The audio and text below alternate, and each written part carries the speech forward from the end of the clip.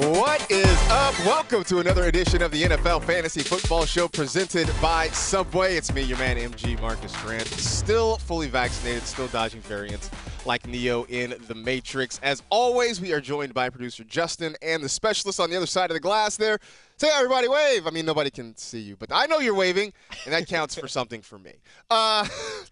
Cast of dozens that help us put on this show, and, of course, joined by Michael F. Florio to my left. We're up to week 7 already, which seems like it's kind of flown by so far. Yeah, it feels fast, right? Like, week 1 takes forever to get here, and then it's just like, I think it's like you always say, like, the first 10 weeks, like, they just fly by, and it's, yeah, like, every week I'm like, wow, I can't believe it's week this already. Right. And, like, here we are in week 7. Here we are in week 7, which I don't know if you've heard, it's the biggest season ever.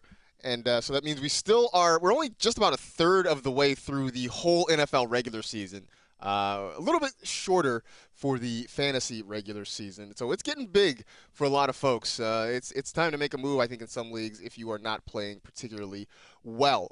We got a lot to talk about. Of course, we have our big questions for week 7. We'll do a preview of every game on the Thursday and Sunday slates, and of course we've got some sleepers for you coming up at the end of the show. But let's get started with some fantasy headlines, if we will.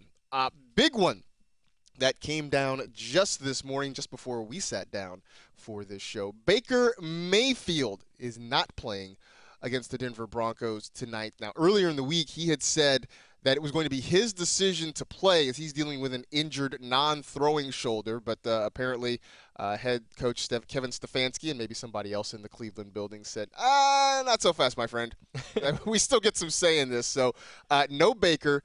Case Keenum is making the start. I guess the first question is, we're not starting Case Keenum anywhere, are we? No, I had to update the rankings this morning when this came out that Baker Mayfield was lying to us all week.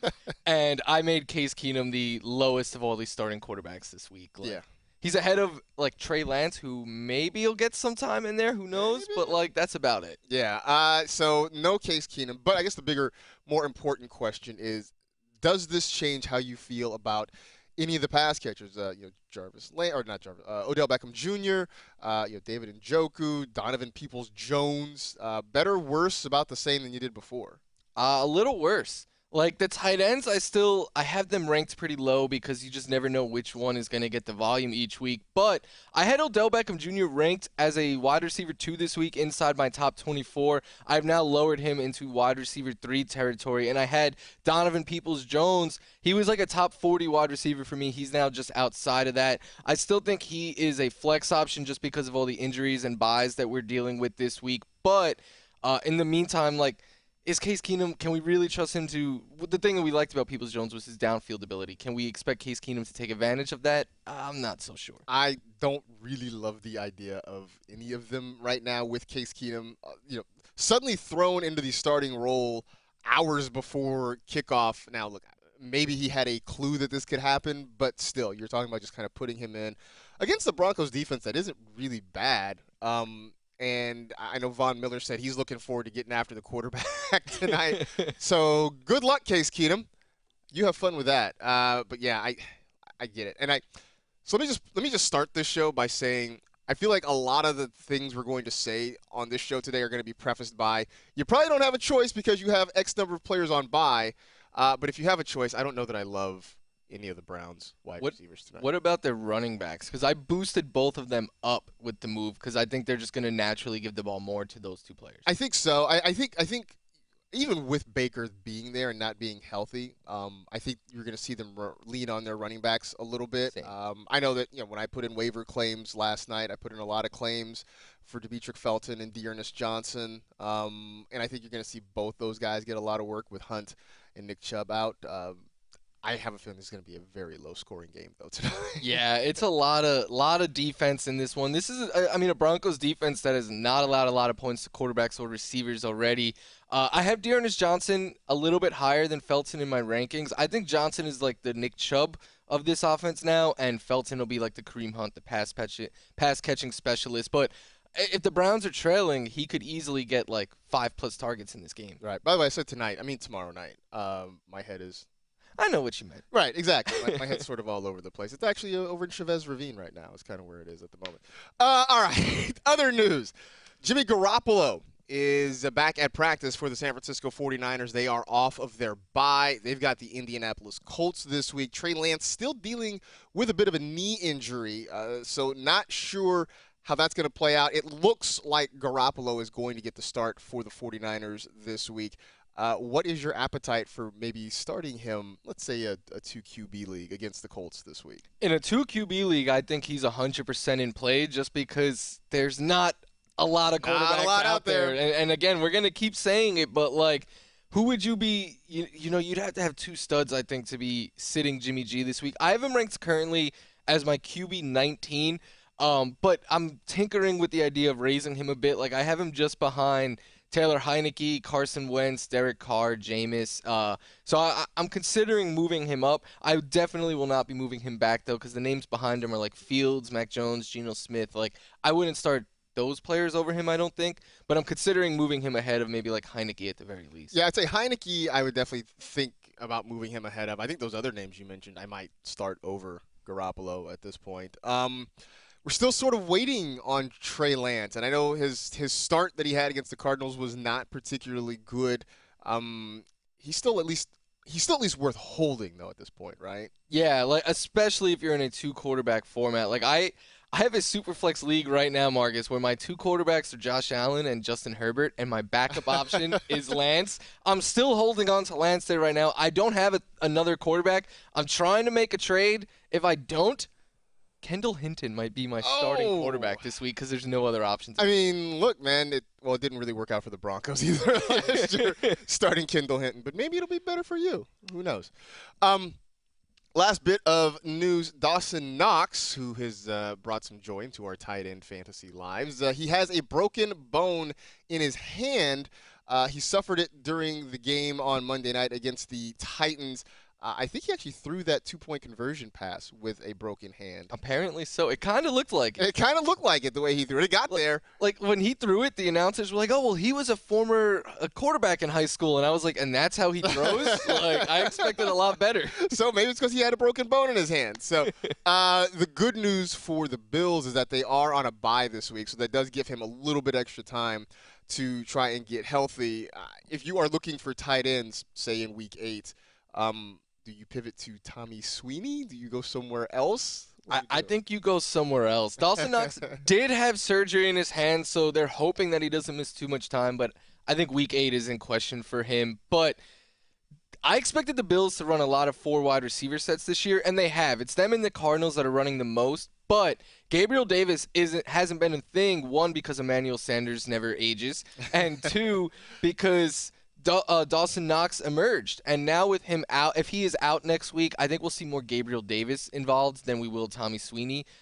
Sweeney, I think you'd be hoping for a touchdown, and I don't really love his chances. Yeah, feel sort of the same way. Yeah, Emmanuel Sanders has been a nice revelation this year. When I didn't know what to expect. I didn't expect much, but he's been really, really good for the Bills this year.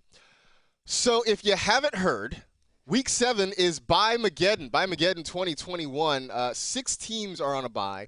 Not only is it the volume of teams, it is the teams themselves. You got the Bills, Cowboys, Jaguars, Chargers, Vikings, and Steelers. So let's look at some of the guys who are going to be missing. I mean, at quarterback, you got no Josh Allen, Dak Prescott, Justin Herbert, Kirk Cousins. Your notable running backs that are missing: Ezekiel Elliott, James Robinson, Austin Eckler, Dalvin Cook, Najee Harris. At wide receiver, you got Stephon Diggs, one of the guys missing. I guess I could throw Emmanuel Sanders in there too. Amari Cooper, CeeDee Lamb, Keenan Allen, Mike Williams, Justin Jefferson, Adam Thielen, Deontay Johnson. There's Emmanuel Sanders, as I mentioned. It's just a bloodbath at wide receiver this week. And at tight end, we got Dawson Knox and Dalton Schultz. Whew. It is brutal.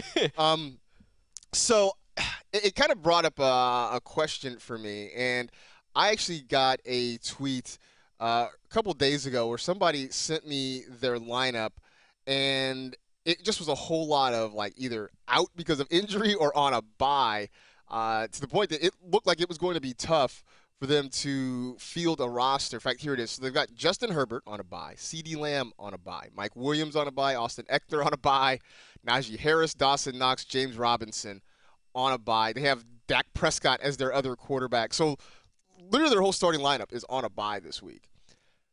if you found yourself in a situation like that, how would you handle that? I would take the L this week. Yeah. Like, because the thing is, you're not playing fantasy football to win in week 7. I understand it's going to suck having to watch your team give you like 50 points this week and you're going to lose and it's not going to be fun. But I would rather that and have that lineup the rest of the way. That's also a way you could look at it. Like, not only do you want to have these good players on your roster come the end of the year, but you get all your buys out of the way. It's pretty much a bye week for you. Right. Go out and enjoy your Sunday. You don't have to, obviously you're going to watch football, but you don't have to be watching your live scoring and your fantasy team and stuff. And then the rest of the way, while everyone else is still dealing with buys, there's buys up until week 14 this year. Yes. You do not have to worry about it. So I would just sit tight with those players that you have. I wouldn't be trying to make a trade because no one is going to give you full value being like, hey, I now have to sit all of these players this week for me. Right. The only way I would change that stance is if I'm sitting at like 2-5 or something like that, and I'm desperate for a win. Then I don't think you could just take a loss this week. But if you're like 3-3 or better, it's okay. It's just 1 week. I think you hold on to those players. Yeah, I think that's the best way to handle it because you're talking about if you're trying to play waivers, then obviously that means you're letting go of somebody really good that you don't want to put back on the waiver wire. If you're trading, it really is just sort of a 1 week fix kind of thing. That roster in particular is just loaded from top to bottom. Yeah. So you just sort of sit tight and you take the L this week, and you don't worry about it. And I know, I heard from people who were like, well, that just means you drafted poorly. And I'm like, I don't know. I feel like I don't really worry about bye weeks when I'm drafting. I just want to get good players. Especially if the bye week is like week 7. That's 2 months since you drafted. So much could change in that span. Those players could get hurt. You could make moves. Who knows? So I'm just like you. Like I think in like a super flex league, maybe you could look at like your second quarterback's buy, so it's not the same as the first. But even so, like I just said I have Allen and Herbert. I don't regret having those two at all. Right. It'll stink this week, but it'll be fine after that. Yeah. So I mean, look, if you found yourself in that situation, just take the L. Just take a Nevis for this week, and let it ride, and you'll come back strong next week. And like Florio said, you're done with buys at that point, at least for all your key players, and then you can just roll through to the rest of the regular season. That gets us to a break here. When we come back, we'll talk about some wide receivers that maybe it's time to put back on the waiver wire. We'll dig into that a little bit more on the NFL Fantasy Football Show presented by Subway.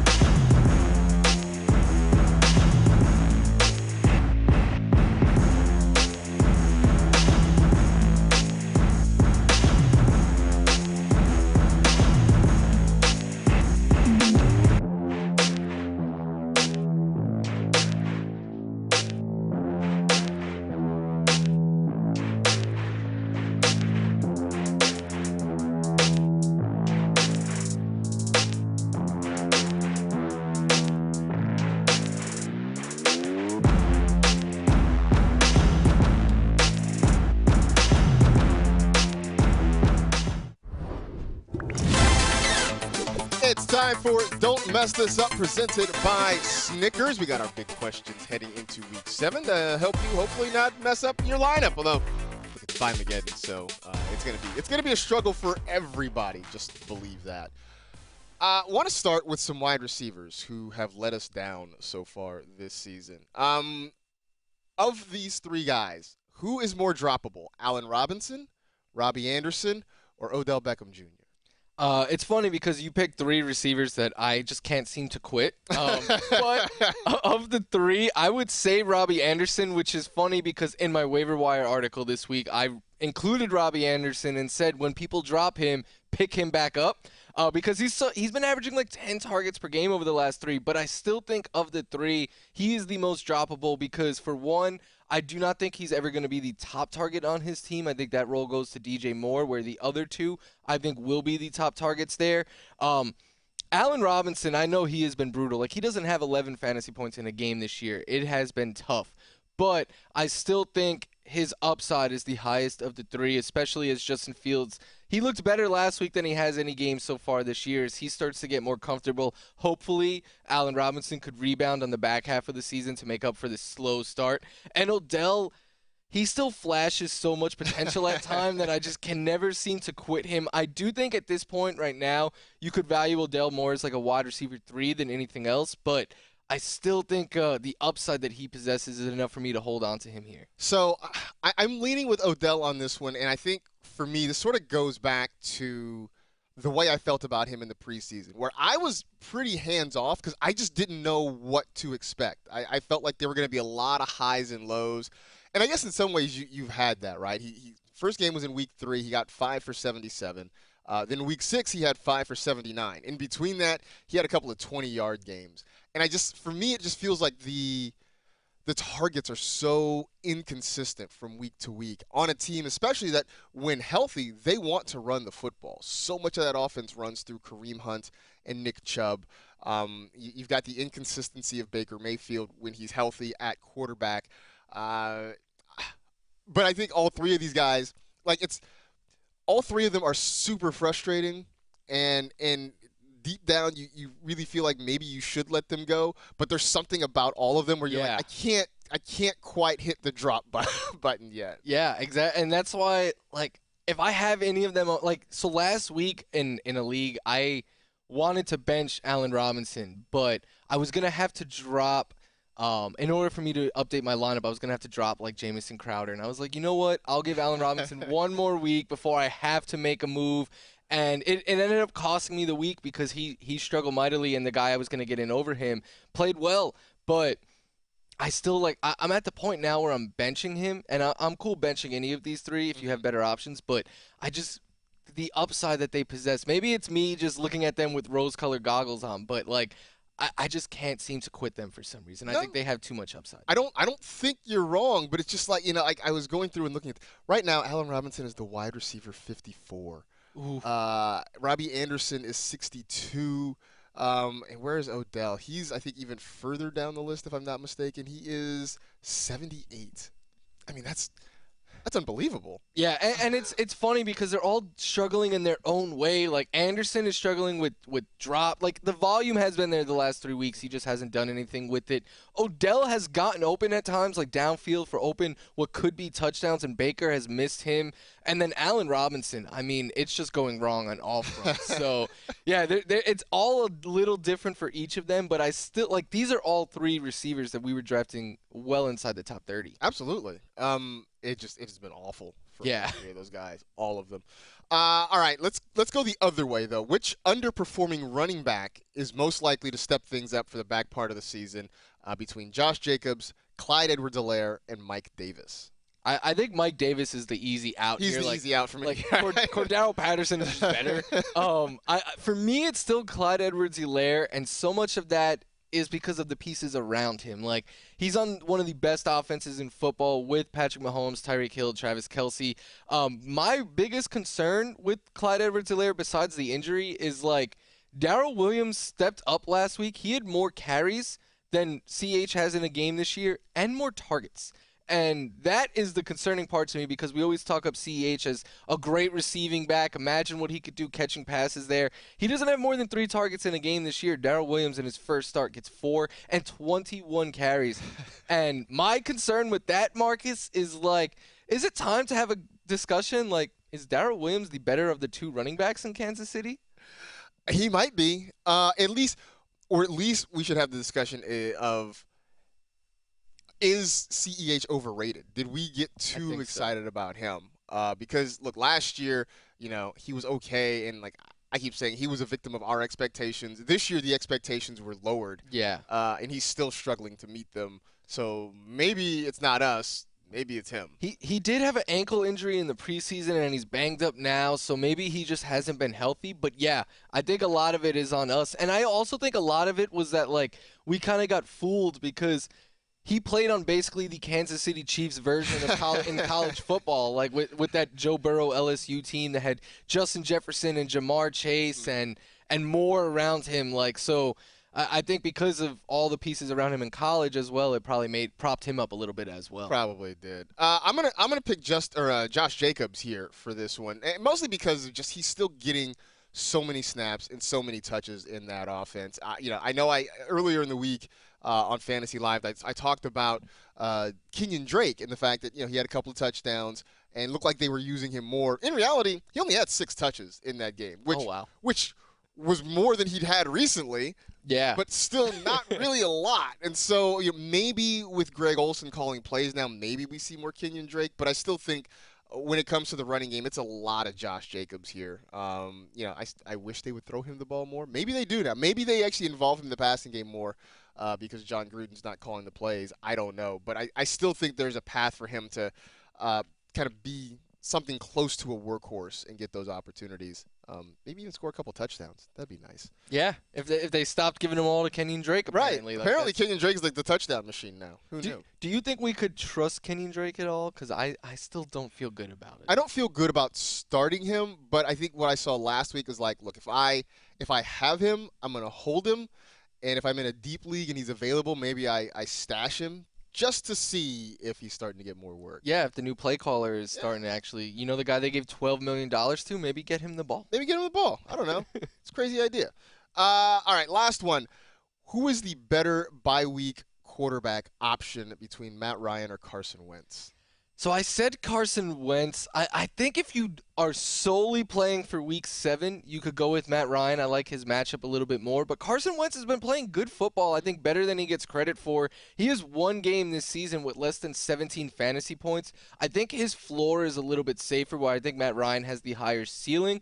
And the reason why I like Carson Wentz is this week isn't the best matchup against the Niners, but after that, the Colts schedule really opens up. So I think Carson Wentz is going to be one of those guys that, like, 1 week you'll use him as your bye week replacement. Then I'll use him the next week. But, like, if you have your quarterback on bye in, like, a couple of weeks, it's a good move to get ahead of that and grab Carson Wentz right now, I think. I think you kind of nailed it, though, where Carson Wentz, I think, has the longer-term outlook that you want.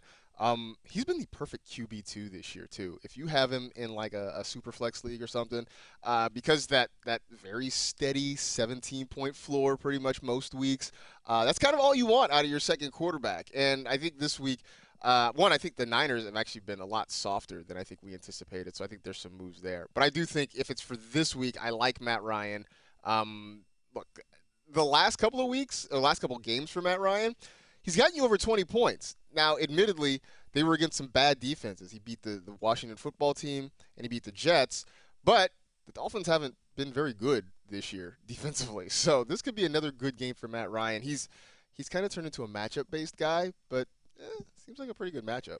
One of my pet peeves, though, is when, like people – because, like, the other day I was excited about Tua playing well, and people are like, oh, well, it was a good matchup. And I'm like, well, would you be happy if he played bad in a good matchup? Like, this is what a quarterback is supposed to do, go out and take advantage of these bad defenses that they get to play. So Matt Ryan has shown us he's capable of doing that, and the Dolphins' defense is far from what we expected, so I like him a lot. I think this is the week Calvin Ridley gets going. This is the big Calvin Ridley week? I think so. Hey, look, we had the big Kyle Pitts week just before the bye, so now we get Calvin Ridley going, and everything's going to be good again in Atlanta.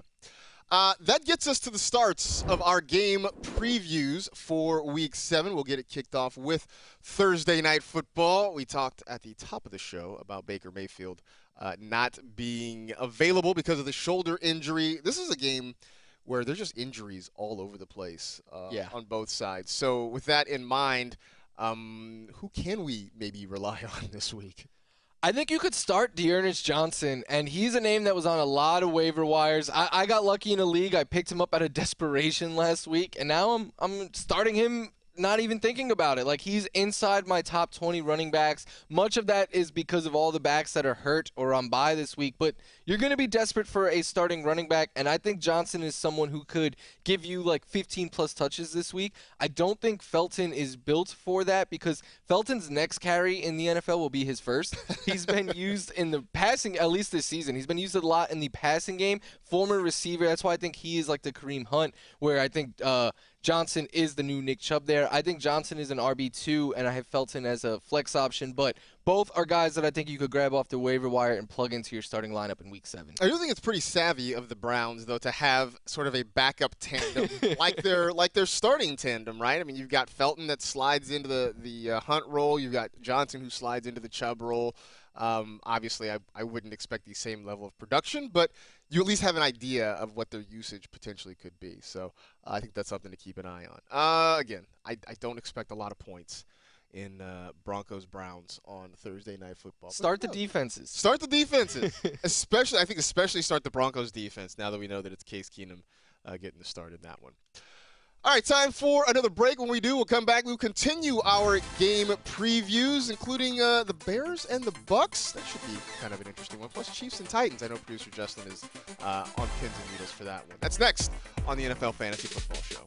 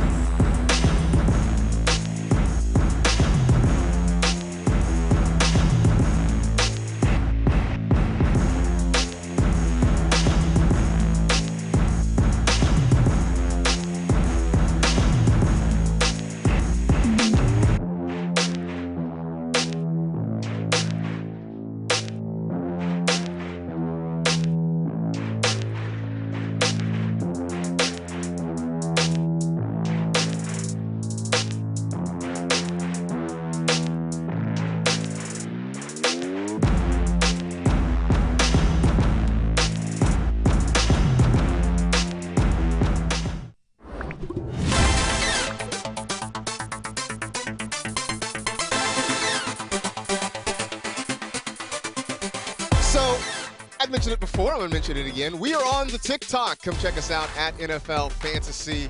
We're doing fun and entertaining and hopefully informative stuff there. You can follow us at NFL Fantasy. You can follow me at Marcus Grant if you like. And I think you're settling and you're circling a potential name now, right? Yeah, I think I'm gonna make it. I guess Actually, don't I was just gonna say I'll say it next week right, after like, I change it. Don't say it yet because of what happened the last time we did that.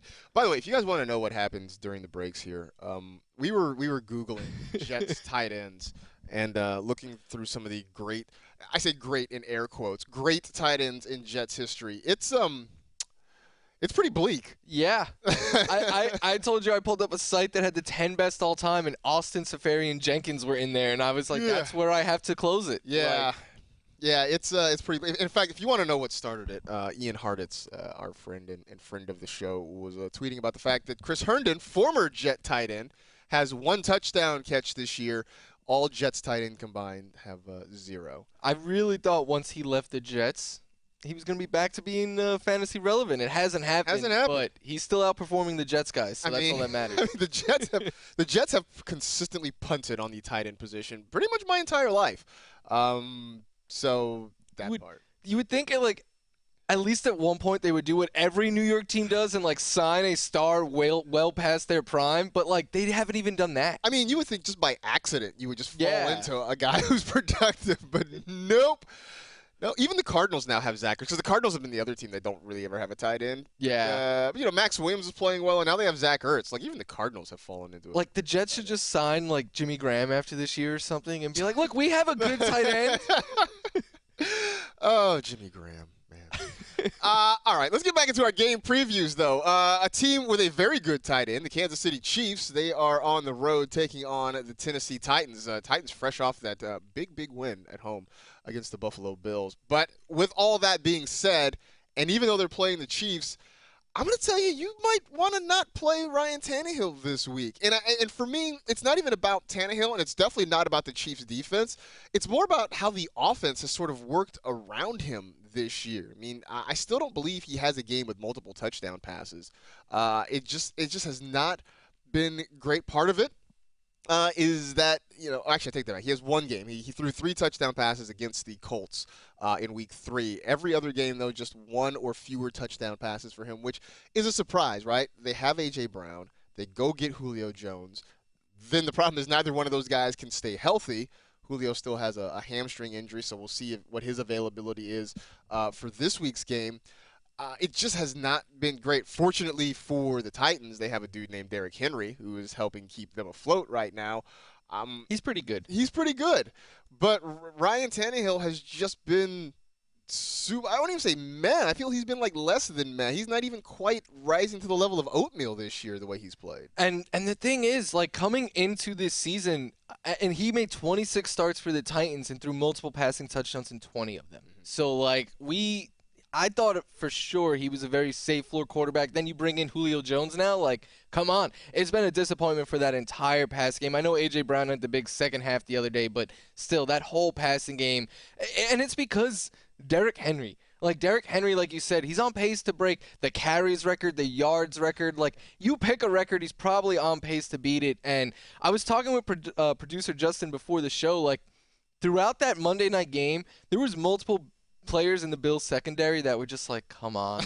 I don't want to tackle this guy in an open field. And I understand why the Titans just keep feeding him the ball. I don't love it for fantasy, but for real life purposes, I completely get it. Absolutely. Look, the crazy idea of getting Derrick Henry out in space where he can run over smaller tacklers.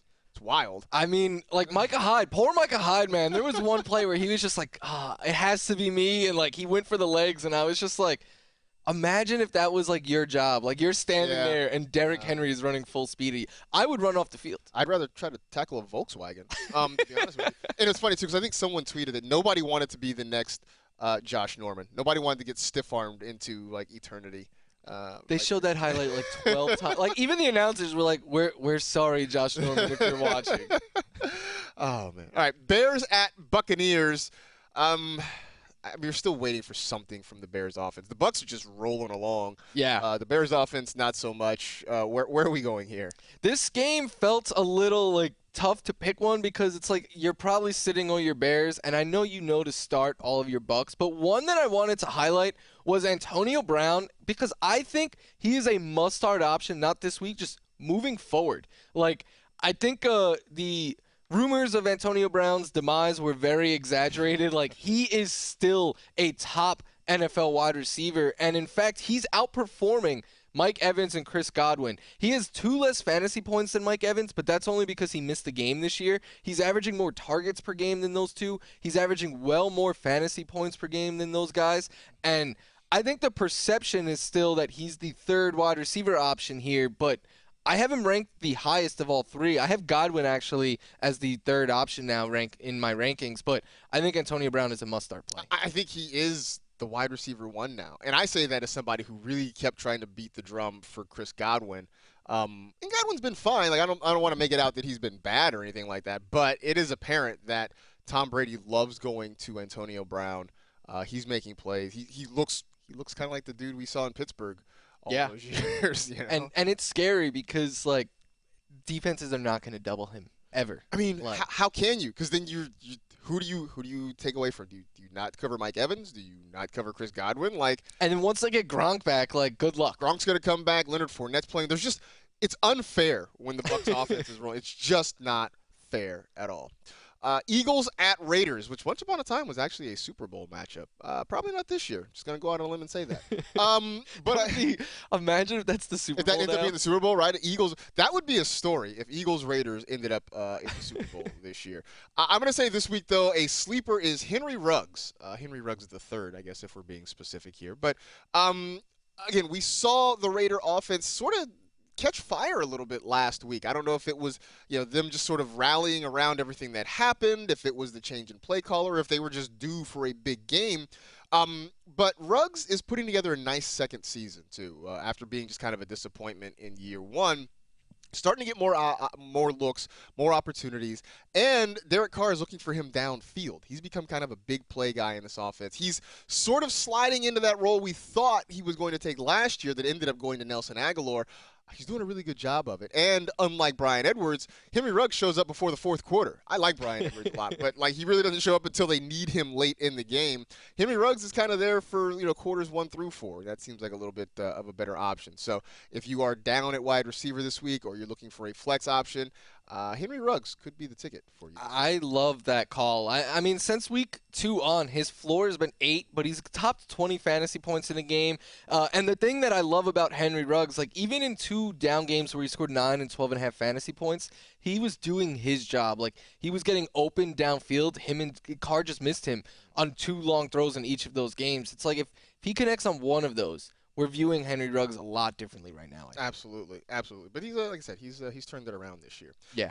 The Washington football team goes to Green Bay to take on the Packers. We know you're starting, Aaron Rodgers, Devontae Adams, Aaron Jones, what have you. Anybody on the football team side worth taking a look at? Yeah, and Terry McLaurin obviously is in play there as well. I say Ricky Seals-Jones can be started this week. Ricky Seals-Jones played 100% of the snaps last week and had 6 targets, including a touchdown. The week before that, 99% of the snaps and 8 targets. He is a big part of this passing game as long as Logan Thomas is sidelined. And tight end is gross this week with all the buys. So he's a tight end 1. He was a tight end 1 for me last week. He is once again this week for me. I have picked him up in a couple of leagues. I actually played him last week. Got a decent game out of him. So I'm definitely willing to go back to that well again during Bye-mageddon. Obviously, we're giving you starts and sits here, but if you want more in-depth starts and sits, you can check out the Stardom Situm show. It's got Adam Rank, it's got Timmy Checks, it's got Michael F. Florio, it's got Money Guns. I love the you with the Heineke, Jones. Christy made me that GIF. I'm trying to figure out how to get the GIF to work on Twitter, but even just a picture of me holding the money gun out works. It works, dude. It's money, definitely. Didn't even know it, but go check it out. It is live 4 p.m. Eastern on Thursdays. You know where to find it: the NFL app, NFL Fantasy app, NFL.com, and on YouTube as well. And in case you have a life or a job or just you got something else to do at 4 p.m. Eastern on Thursday, it is on demand, so you can check it out whenever you have time. That will get us to another break. When we come back, should we be worried about Marquise Brown? I know everything's been great, but is there maybe something that is going to hinder him a little bit? We'll dive into that next on the NFL Fantasy Football Show.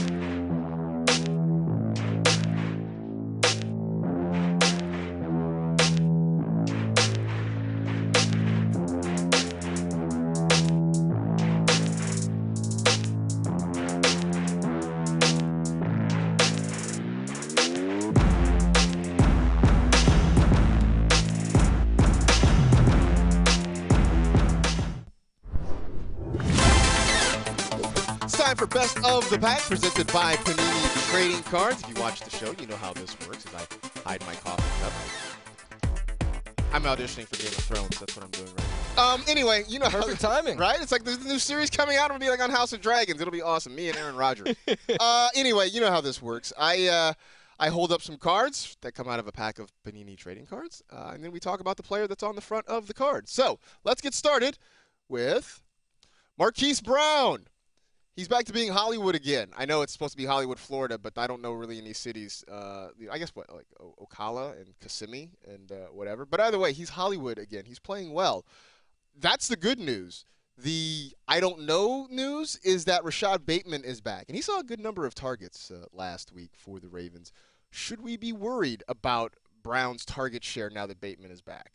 I'm not worried. And Bateman tied Mark Andrews with a team-high 6 targets last week, but it was a game where Baltimore was leading throughout, and Lamar only threw for like 100, and it was less than 170 yards. So it wasn't good game script for the receivers. But I think that these two receivers can really complement each other because yes, Rashad Bateman is a better deep threat than anyone else they had besides Marquise Brown, but he is more of a contested catch type of receiver. I think he'll be utilized in the red zone, which is an area where Marquise Brown already doesn't do a whole lot. I think just more defensive attention now could go Bateman's way, opening up, because if you have Marquise Brown one-on-one on the outside, good luck. Like, he is just going to burn by you. And I think with the Ravens passing, one, due to their running backs, they are throwing more this year. And two, Lamar Jackson is a good passer. I know that's a hot take to say, but he can throw the ball. I think it is possible where there's 3 fantasy relevant options in Baltimore now. I'm not super worried about it. I think you're right. I think what we have seen from Brown, going back to the end of last year, is that they're finding more ways to get him the football. He's making more plays. I know he had a couple games early in the season where he had some really awful-looking drops and people were sort of worried. But I feel like for the most part, he's kind of cleaned that up. And they're starting to trust him more. And I still think he is going to be one of their top options.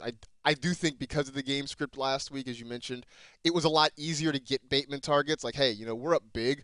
Let's work the rookie in. Let's get him the ball. Exactly. And let's see what he can do. But I think when they get into tighter games, until there is that trust level between Bateman and Lamar Jackson, I still think they're going to go heavy to Marquise Brown. So I'm not super worried about it. But that does make this offense a little bit more dynamic, having one other guy that can catch the football. Plus, at some point, Sammy Watkins is going to be back too. So I kind of hope, as someone who is excited for Rashad Bateman, and I think if he's out there, if your waivers haven't ran yet, or if he just grab him, I think he has a pretty high upside. Maybe not as a rookie in this offense, but I still think he's worth grabbing. He's better than Sammy Watkins. I mean, yes, but Sammy's still gonna. Yeah, Sammy's still he's gonna do what he does, and that's gonna have a random big game every now and then. Right, exactly. All right, our other one is. Can't see it, but it's DeAndre Swift of the Detroit Lions, who, as we sit and record this, he is actually the running back 7 in fantasy football, which is definitely more than I would have anticipated for him at this point in the season. So that begs the question, can he be a top 10 running back for the rest of the year?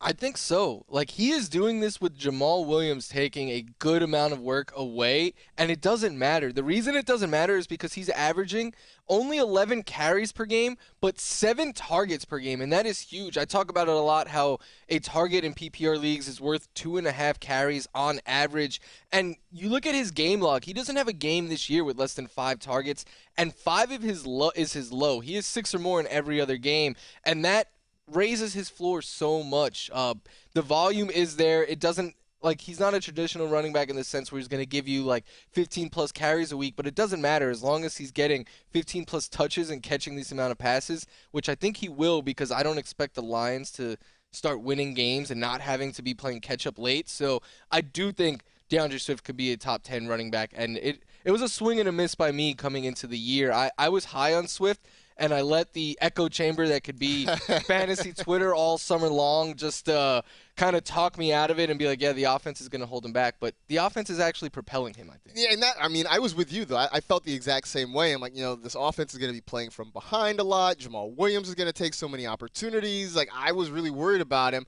But I did see some sort of opposing opinion saying that because they're going to be playing from behind, he's going to be involved more. I didn't buy it, but it turned out to really be the case. And I think his target share, I mean, he's got 42 targets. Right now, he's got more catches than guys like Kenny Galladay, Julio Jones, Calvin Ridley. Yes, I know. I know injuries have been a part of it. I get it. But I still would never have expected that at this point in the season. Someone is sitting out there with Calvin Ridley right now and just getting angry. Just fuming. just punching the air right now because they're so upset. All right. Back to our game previews. Panthers at Giants. Look, let's just put it out there. There are not a lot of really compelling games on the schedule this week. So not only do you have 6 teams on a bye, there are just a lot of like meh games. This is one of them. I would say for this week, if you have the option, if you can do it. I know people went and picked up Devontae Booker because of the Saquon Barkley injury. I can't play Devontae Booker this week against the Panthers. Their defense has been pretty good for the most part. They've been really good against running backs so far this year. And I know it was the Rams last week, but what the Giants put on tape was miserable. Bad. And I don't really want any part of that. Maybe Booker gets more opportunity because the game script's not so bad. I just don't think the matchup is particularly good. So if I have other options, I'm staying away from Devontae Booker. That's where I'm at with him. If I have the options, I'm going to go in another direction. If because of buys or injuries you're in a pinch, then he could be used. But other than that, I think you try to get away from him this week. So I've seen something on Twitter this morning. I don't know if this is real or just one of those fantasy Twitter memes and jokes, but like people are talking about dropping Saquon Barkley. Like, is this a real thing? It shouldn't be. Like, I have Saquon in a couple of leagues, and the thought of dropping him never even crossed my mind. Like, I would understand maybe if it was like a more severe injury and it was like all related to the knee, but like he stepped on a dude's foot. Like, it can happen to anyone. It was just bad luck. Bad luck. He might be back as soon as he's still not ruled out for this week, and I think after this week we get Saquon back. Like, no. When I saw it this morning, I immediately went to do a search. I'm like, did I miss something? Yeah. Something happened overnight? I couldn't find anything. I don't understand it. You know what it is? I forget who it is. Someone put out a tweet over the summer that was like, "Oh, it's straw man argument time." Like, and I was told Christian McCaffrey isn't good at football, and it's like no one is actually saying these things. Like, maybe one random person said it, but like, no, it's not a thing. It's not a thing. All right, we got the Houston Texans, who are very bad, visiting the Arizona Cardinals, who are very good. Where are you going in this one? I think it's time that we start giving A.J. Green love. I have A.J. Green ranked in my top 24 wide receivers this week. He's gotten 6 targets in all but one game this year. He has scored over 16 fantasy points in 3 of his last 4. Like, he has just been a good contributing fantasy piece. And I think the reason why so many of us were reluctant to buy into A.J. Green is it's like similar to CEH, but the opposite. Like, we expected A.J. Green to just be washed and to be done. And when he was still putting up numbers, we were like, all right, but this isn't going to last. Well, it has, and it's time to give him his due. He is the most consistent of their receivers outside of D-Hop. I think that he needs to be trusted in that. I completely agree with you. In fact, I had a league where I found him on the waiver wire last night. I'm like, yep, we're putting in a claim for that because he's been really, really good. And we talked about this on Monday. I mean, legitimately all 4 of their wide receivers should be rostered at this point because they've just been that good so far this year. All right, one more break. We come back. We have a few more game previews. Plus, we'll give you our sleepers heading into Week 7. Stay tuned for that on the NFL Fantasy Football Show presented by Subway.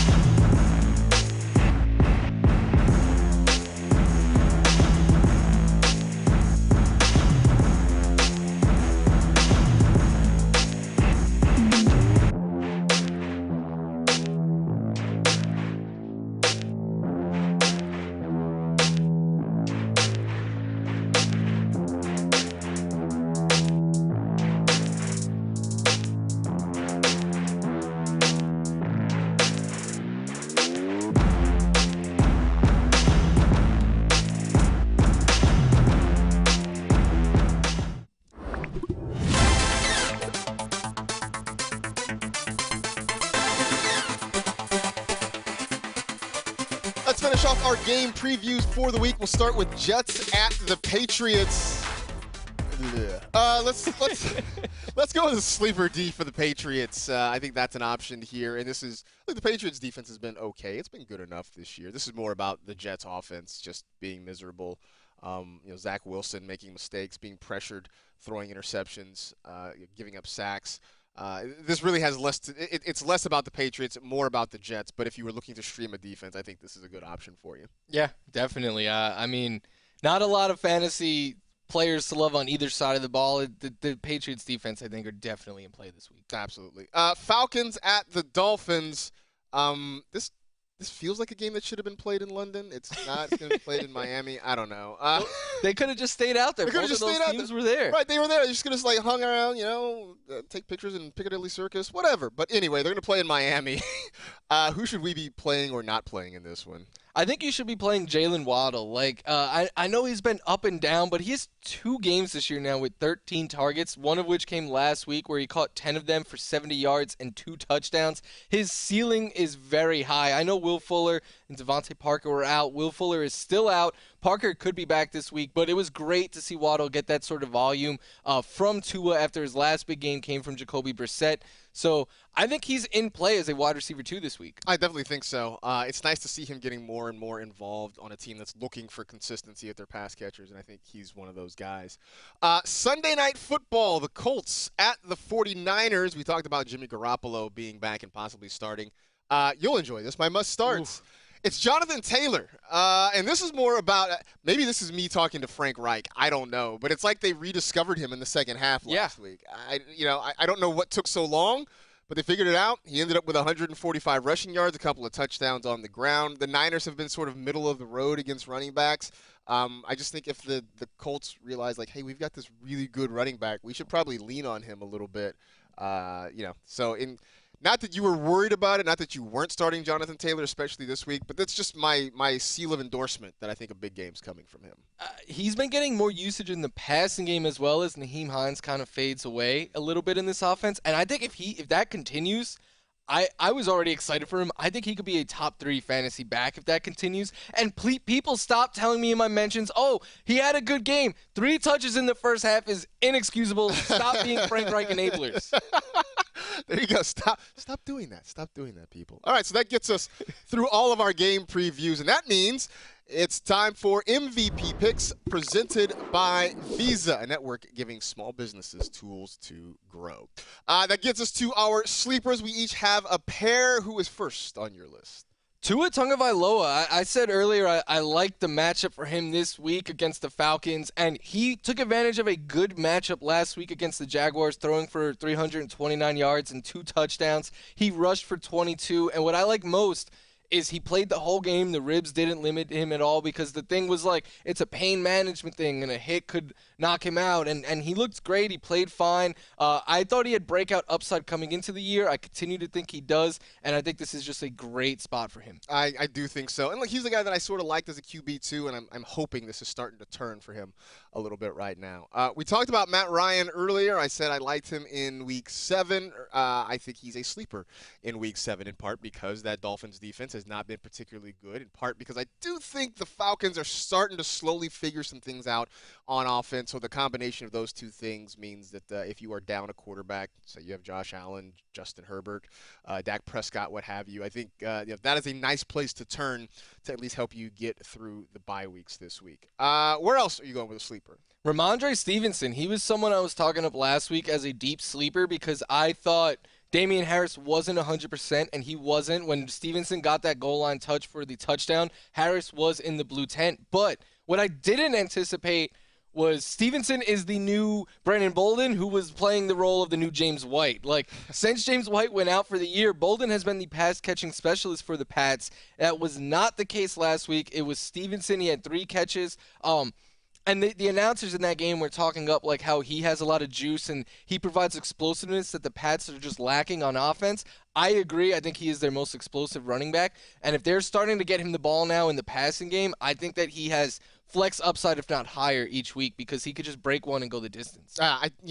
All this talk at the beginning of the season is that he was LeGarrette Blount 2.0. Early in the season, the only similarities they had was that neither one of them was giving the Patriots very much in 2021. But along those lines, I'm going to go with A.J. Dillon as my other sleeper, another backup running back who is huge and can get some goal line work there. And we've seen it the last few weeks. Dillon has sort of taken over that Jamal Williams role now that Williams is in Detroit. He had 4 or 5 targets, I think, a couple of weeks ago. He's gotten in the end zone. He's had a game with 80 yards. So they're starting to use him more. And against a defense in Washington that just has not been very good, I think there's an opportunity, especially if you're playing in a deeper league. You need a flex option. I think A.J. Dillon could provide some value for you right there. There you go. So those are some sleepers there. If you want more, you can check out my weekly column at NFL.com/sleepers. I got a whole bunch of names there for you, some of them even that are on this list that we put out just now. Plus, you can check us out on NFL Fantasy Game Day on Sundays. I'll be there. He will be there. Kimmy Checks is there. Adam Rank shows up every once in a while. Matt Okada is answering your questions on YouTube. That's always a fun show. Yeah, it's a good time. I mean, we go right until kickoff, telling you who to start, sit, giving you all the injury updates, and we just have fun. So have fun with us. Exactly. And by the way, if you are ever tweeting at one of us on Sunday mornings and wondering why we're not getting back to you right away, that's it. We're a little busy. We're making internet, something like that. Anyway, we're doing all that, but come check us out. We make the internet. We make the internet. It is us, just the 4 of us that are doing that. But you can check that out, obviously, noon Eastern on Sundays. You know all the places you can find it across the various NFL media platforms. So there you go. That is it. We are done. We appreciate you hanging out with the NFL Fantasy Football Show presented by Subway. You know the drill. Tell 2 friends to tell 2 friends. Rate, review, and remember, part-time band leaders should be called semiconductors. Be safe, take care of yourselves, get vaccinated, and we will see you next week. Survive Bye-mageddon, everybody.